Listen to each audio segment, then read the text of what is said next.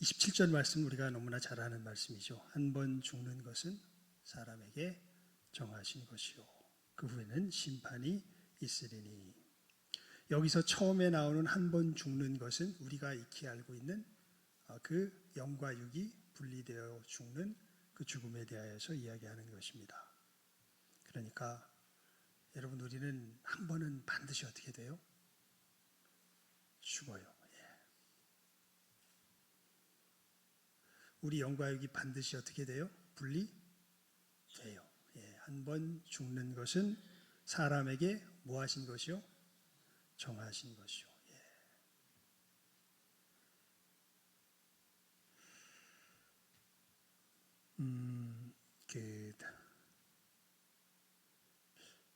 은혜가 임하게 될 때에 우리들 마음속의 생각이 이 부분에 있어서 분명한 변화가 생기게 됩니다.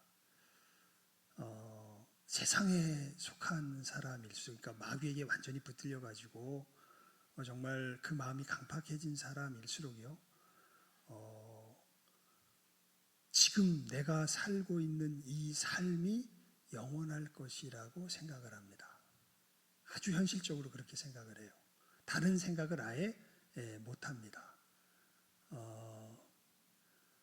그래서 잠언에 그런 말씀이 있죠. 우매자의 마음은 어디 있을까요? 아주 어리석은 사람의 마음은 어디에 있을까요?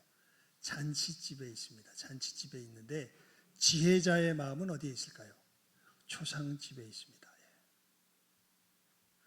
지혜자의 마음은 엄청 우울하겠네요. 아닙니다. 우리가 하나님을 놀랍게도 예수님을 알고 구원의 기쁨에 우리가 구원의 기쁨 가운데 거하게 될 때에 여러분, 우리 마음속에 놀라운 기쁨이 넘쳐납니다. 하지만 우리의 당할 운명이 무엇인지에 대해서 우리가 외면하는 게 아니에요. 우리는 이제 오늘 말씀 우리가 읽었던 본문에 있는 것처럼 한 번 죽는 것은 어떻게 돼요? 사람에게 정하신 것입니다. 김여은 집사님 얘기를 제가 종종 해드렸었죠. 무당이셨던 분이죠. 무당이셨던 분. 그러니까 무당들 중에 보면 이제 가짜 무당들도 있다 그래요. 신을 받지 않은 무당 흉내만 내는 가짜 무당들도 있는데, 진짜 무당들은 귀신을 이제 맞아들여서 귀신을 모시고 귀신을 섬기는 사람들이 진짜 무당들이죠. 이 여자분은 어려서부터 귀신을 봤다 그러더라고요. 그러니까 자기 집안이 그랬답니다. 아버지도 무당 집안이었고 어머니도 무당 집안이었고, 그래서 사실은 자기 집안 식구 모두가 다 귀신들을 보면서 자랐다 그래요. 그래서 그냥 자기는 어렸을 때 모든 사람이 다 귀신 느끼고 보고 그러고 살아가는 줄 알았다 그래요.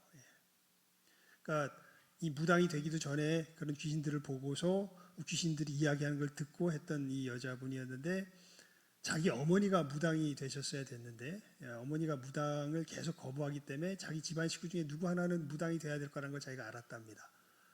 그래서 이제 누군가 돼야 될 텐데 보니까 만약에 자기가 무당 되는 것을 거부하면 자기 동생에게 갈 것이 너무나 분명해 보였기 때문에 자기가 이제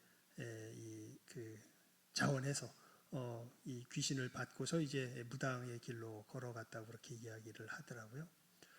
그러면서 무당 되는 것을 진짜 이 귀신의 역사를 아는 사람들은, 그 무당 집에 속한 사람들은 무당 되는 것을 다 꺼린다 그럽니다. 여러분, 줄초상이라는 말 있죠. 무당 가문에서 있는 말인가 봐요. 무당이 그 귀신에게 잘못 보이게 되면 귀신에 사로잡힌 그 집안을 귀신이 어떻게 해요? 그냥 해코지하는 그 해코지 중에 하나가 줄초상인가 봐요. 줄초상이 난다는 그런 표현을 하는데, 그래서 이제 무당이 되어서 있다가 정말 놀랍게도 특별한 역사 속에서 하나님께로 나아가게 되고 회개하게 되고 예수를 믿게 되고, 이제 그 귀신들에게서 나와서 이제 하나님의 자녀로서 이제 믿음의 길을 걸어가는 사람이 되어서 이제 간증을 하셨던 분이 이 김여은 집사님인데, 그분이 그런 얘기를 해요. 자기 조카가 하나 있는데 사고가 났나 그래가지고, 아니면 태어나기를 좀 이상하게 태어난 것 같네요. 소위 말해서 불구자입니다. 그러니까 팔인지 다리를 하나 제대로 쓰지 못하는 불구자로 그렇게 살아가는 조카 여자아이가 하나 있다 그래요. 자기가 무당이었을 때라면 그 아이를 보면서 마음은 되게 불쌍했지만 어떤 마음이 있는 것이 아주 자연스러운 마음이냐면 차라리 태어나지 않고 뭐 하는 게 좋겠다. 네가 만약에 그렇게 살 것 같으면 태어나지 않고 죽는 게 좋겠다. 여기서 태어나지 않고 그냥 아예 생명을 없애버리는 것이 나을 뻔했다. 이런 생각을 자기가 가졌을 터인데 예수를 믿게 돼서 변한 것이 그것입니다. 무엇이냐면 아니다. 결국 우리가 살아가는 이 땅에서의 삶은 어떻게 돼요? 아침 안개와 같이 다 지나가 버리게 될 거다. 하지만 네가 오히려 이 불구를 당함으로 말미암아 하나님을 알게 되었으니까 오히려 이것은 너에게 나쁜 일이 아니라 어떤 일이다. 좋은 일이다. 이제 이런 이야기를 우리 김여은 집사님이 이제 자기 간증하는 가운데 하는 이야기를 들었습니다.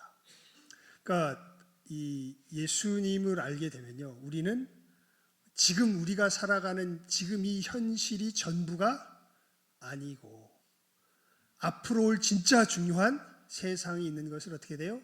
깨달아 알게 됩니다. 그래서 잠언에 이야기하죠. 우매자의 마음은 어디에 있고 잔치집에 있고 지혜자의 마음은 어디에 있다고요?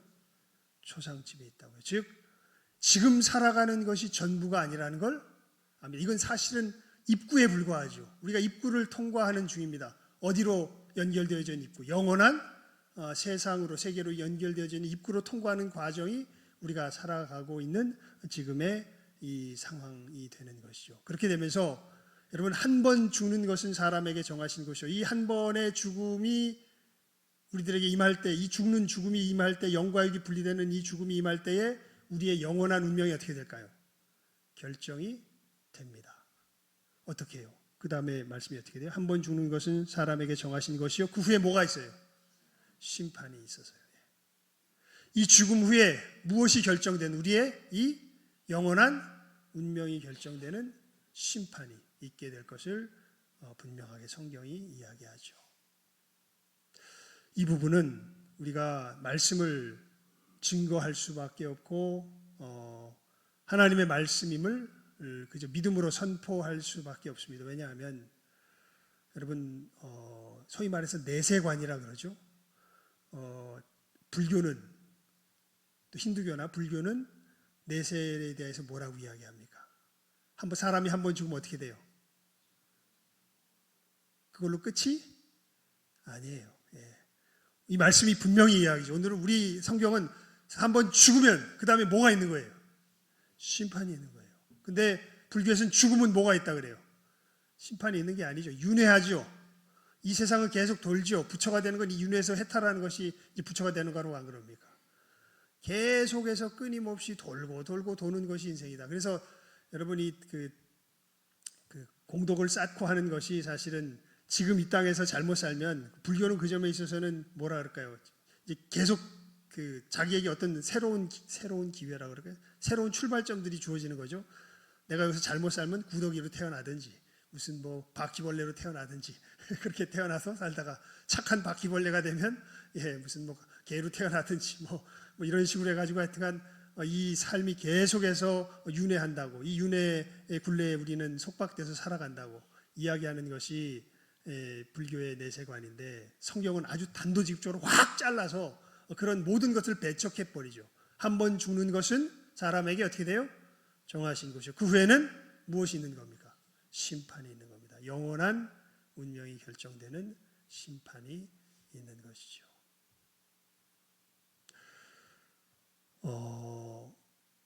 여러분 참 우리 모두에게 닥쳐진 상황이고요. 우리에게 한 번 죽는 것이 정해져 있다는 것은 우리가 아담의 타락함 가운데 죄악 가운데 거한다는 뜻입니다. 원래 하나님께서 우리를 만드실 때는 죽는 존재로 만드신 게 아닙니다. 그런데 왜 죽게 되었냐 하면 하나님이 아담 하와에게 말씀하셨죠. 이 선악을 알게 하는 열매를 따먹는 날에는 네가 정녕 뭐하리라? 죽으리라 말씀하셨죠. 그런데 아담이 그 하나님의 약속의 말씀을 듣지 않고 자기 아내를 따라서 뱀의 유혹을 따라서 그 선악과의 열매를 따먹고 그리고 어떻게 됩니까? 그리고 죽음이 우리들에게 임하게 되는 것을 우리가 말씀을 통하여서 알게 됩니다.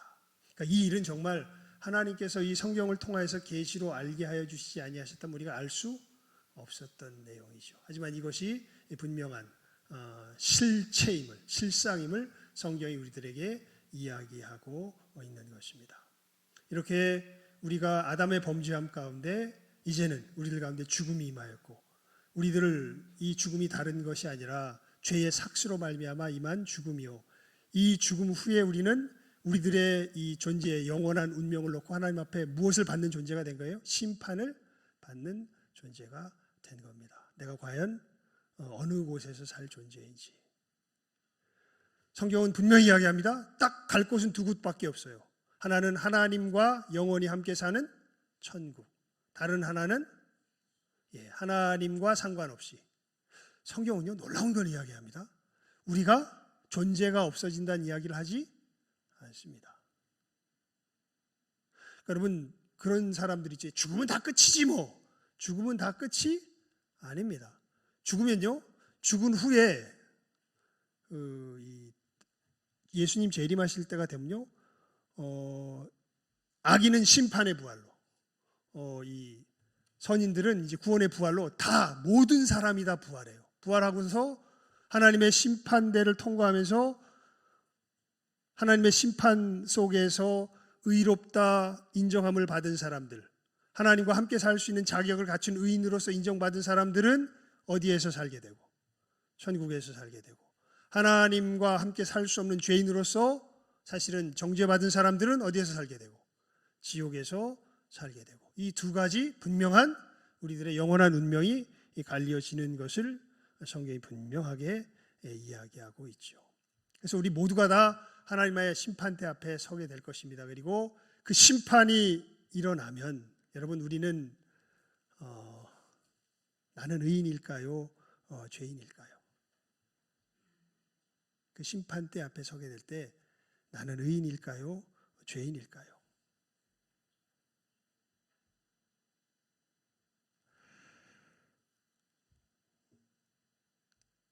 우리 로마서 이 말씀을 보면서 2장 말씀을 보면서 심판은 무엇으로 받는다고 되어 있어요? 행위로 받는다고 되어 있죠. 행위로. 우리 다시 한번 볼까요? 우리 로마서 우리 지난 주일날 우리 받는 말씀인데 로마서 2장입니다. 로마서 2장 6절. 6절 그냥 암송하시라고 그냥 6절만 적어놨었는데 여기 분명히 나옵니다. 시작하면 읽습니다. 로마서 2장 6절 말씀 시작. 하나님께서 각 사람에게 그 행한 대로 보응하시되. 하나님의 심판대 앞에서 우리는 무엇으로 심판받아요? 우리의 행위로 심판받습니다. 내가 행한 그대로 하나님은 만홀히 여기심을 받지 않습니다. 우리가 무엇을 뿌리든지 그대로 거둘 것입니다. 우리가 하나님의 심판대 앞에서 우리의 행위로 분명하게 심판을 당하게 될 것입니다. 우리의 행위로 심판받을 때 여러분의 양심 속에서 여러분은 천국 백성입니까? 아니면은 지옥 백성입니까?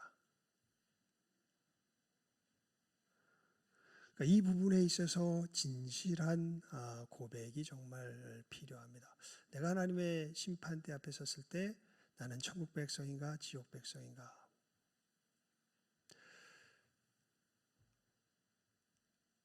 예수님께서 왜 오셨을까요? 28절 말씀이 우리에게 복음이 됩니다. 우리 모두가 다 하나님의 심판대 앞에서 심판을 받을 터인데 우리 행위로 말미암아 심판을 받을 터인데 근데 예수님께서 오셔서 이와 같이 그래서 사실 우리 알아요. 나는 지옥 갈 수밖에 없다라는 걸 압니다. 그런데 28절 말씀이 그래서 이렇게 시작해요. 이와 같이 그리스도도 많은 사람의 죄를 뭐 하시려고? 담당하시려고 단번에 어떻게 해요? 들이신 바 되셨고. 그래서 사실 우리는 이제 굉장히 절망스러운 상태인 겁니다.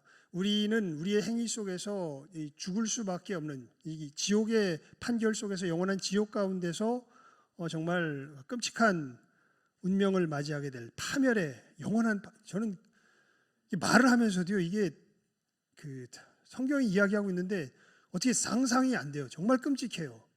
성경이 말하는 지옥은요 영원한 파멸의 삶입니다. 그게 말이 될까요? 영원한 파멸. 파멸은 다 끝장난 것처럼 생기는데 그게 아니에요. 그냥 영원히 파멸해요. 우리 존재가 끝나지 않습니다. 그런데 계속해서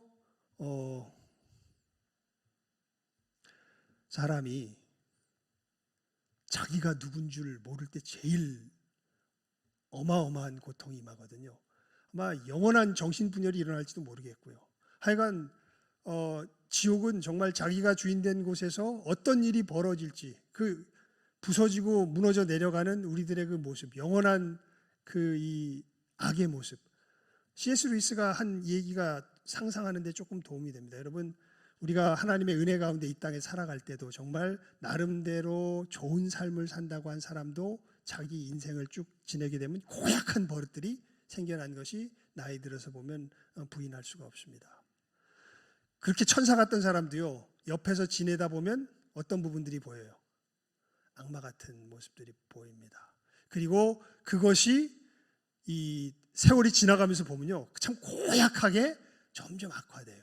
예수 믿는다고 뭐 그렇지 않을 것 같으세요? 그렇지 않습니다. 예수 믿어도 결국에는 어떤 끝까지 남는 어떤 못된 버릇, 고집들이 있습니다. 근데 이것이 하나님이 은혜로 지켜줘도 우리가 이 땅에서 이 정도로 남는데, 만약에 하나님의 은혜가 완전히 제거된 상태 속에서 하나님이 전혀 간섭하지 않는 상태로 계속해서 그 상태로 영원히 내버려 둔다면 이 존재가 얼마나 고약해질까요?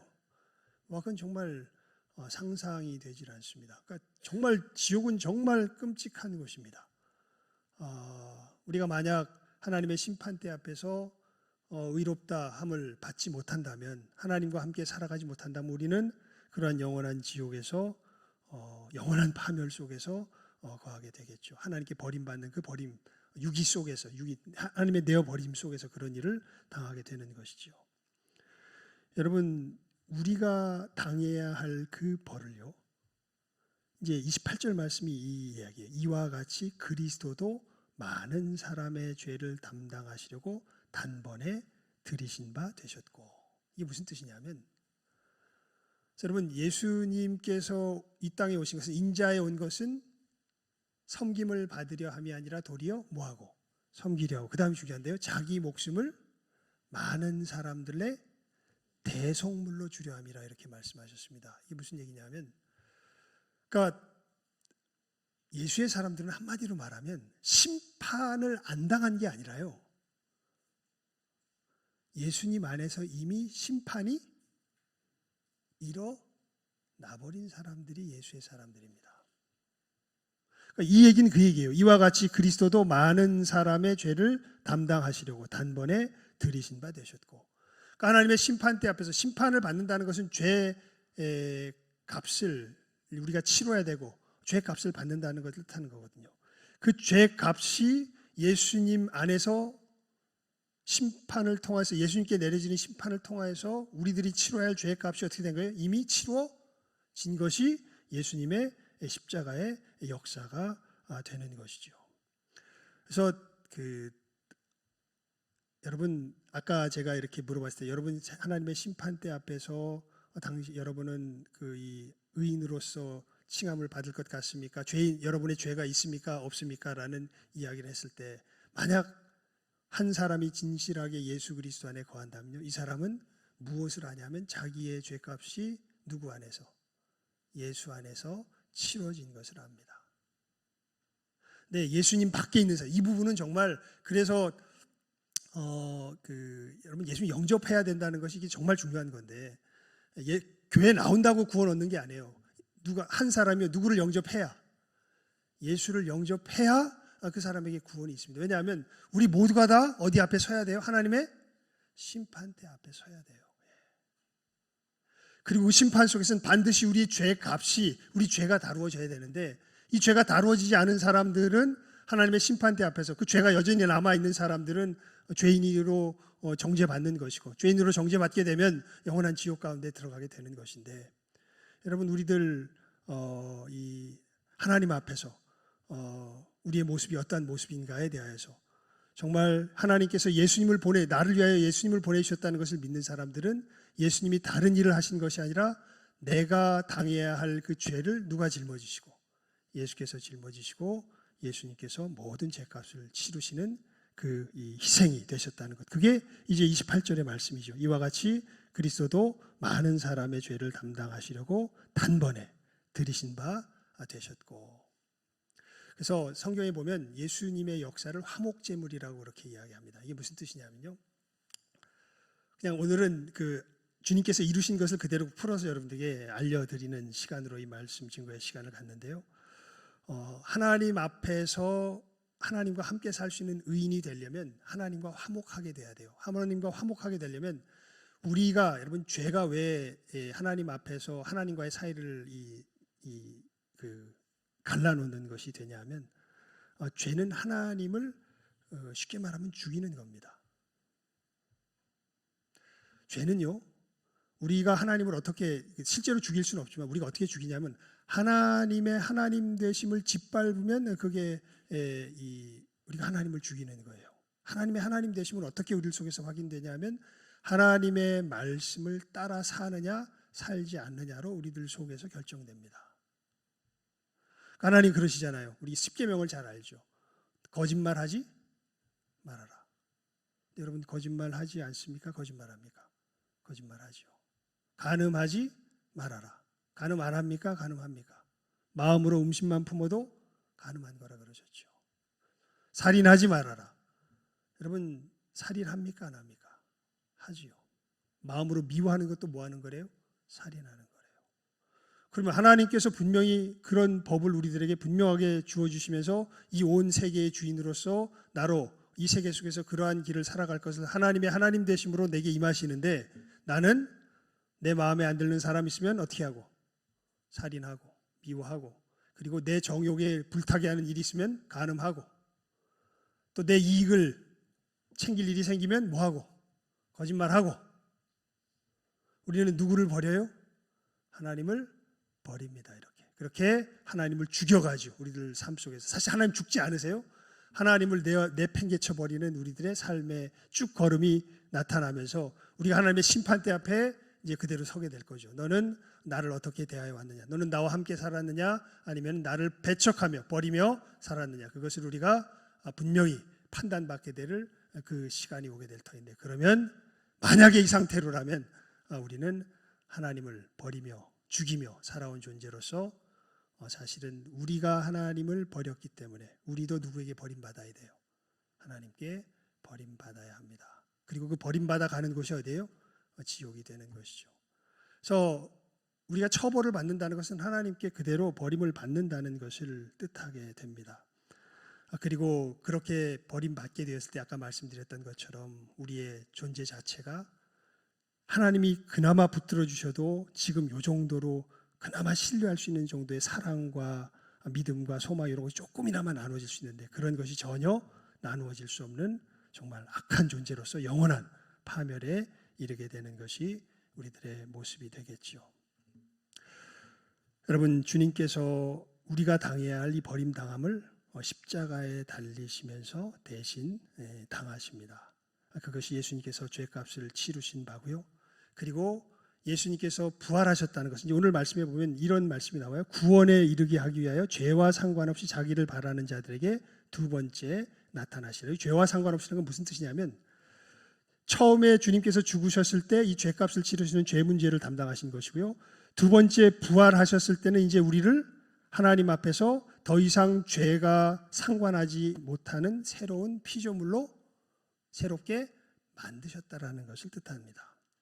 그래서 여러분, 예수님께서 우리를 위해서 이루신 구원을 십자가의 무엇과 무엇으로 늘 성경이 이야기합니까? 죽으심과 부활로서 이야기하죠.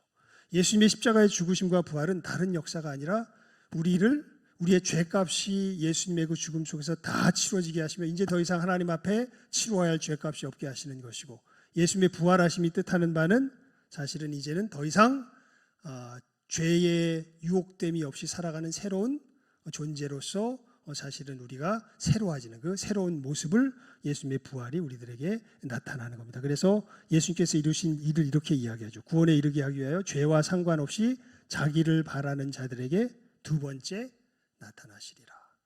그래서 여러분 사도 바울이 고린도전서 15장 3절 4절에 보면 이렇게 이야기하지 않습니까? 이 복음에 대해서 이 그리스도께서 우리 죄를 위하여 십자가에서 죽으시고 사흘 만에 다시 어떻게 하사 부활하사, 이렇게 아주 간단하게 사도 바울은 예수님께서 이루신 역사를 예수님의 죽으심과 부활의 역사로서 우리들에게 분명하고 간단하게 이야기하고 있는 것이지요. 여러분, 이 역사를 주님께서 이루셨기에 우리가 이 예수님을 영접하면 멸망에 이르지 아니하고 영생을 얻게 되는 것을 성경이 우리들에게 분명하게 알려주고 있는 것이고, 여러분, 우리가 이 복음을 전하는 것 다른 것이 아니라 우리가 정말 사람답게 정말 하나님의 형상을 회복하여서 진정한 사람다운 삶을 살 수 있는 유일한 길이 바로 이 예수님의 십자가의 죽으심과 부활의 구원의 역사를 통하여서 우리들에게 임하게 되는 것을, 만약에 우리가 이 예수님을 거절하게 될 때에는 여러분, 우리가 한 번 죽는 것은 사람에게 정하신 것이요 우리들의 행위 속에서 하나님의 심판 앞에 우리들이 영원한 멸망 가운데 처할 수밖에 없게 된다는 것을, 여기서 건진받을 수 있는 유일한 길이 바로 예수님의 이 십자가의 죽으심과 부활하심의 역사를 믿어 순종하여 주님을 영접하는 그 길밖에 없다라는 것. 그러면서 이제 오늘 말씀 마지막 우리 28절 말씀에 보면 이렇게 기록되어 있는데요. 이와 같이 그리스도도 많은 사람의 죄를 담당하시려고 단번에 들이신 바 되었고, 그 다음이 중요합니다. 구원에 이르게 하기 위하여 죄와 상관없이 자기를 바라는 자들에게 두 번째 나타나시리라. 그러니까 여러분, 이 예수님을 영접한다고 이야기했을 때 어떤 사람들이 예수님을 영접한 사람들일까요? 이 말씀에 있는 것처럼 죄와 상관없이 죄 문제를 다루심이 아니라 사실은 구원의 문제를 다루시기 위해서 그들에게 두 번째 나타난 사람들이 예수님을 영접한 사람들이죠. 무슨 얘기냐면, 여러분, 이 정말 예수님께서 십자가에서 이루신 그 죽으심과 부활의 역사가 다른 사람의 것이 아니라 누구 것이라는 것을, 나 자신을 위한 것이라는 것을 주님께서 친히 알게 하신 그 사람들이 바로 그 사람들이 누구예요? 예수님을 영접한 사람들입니다.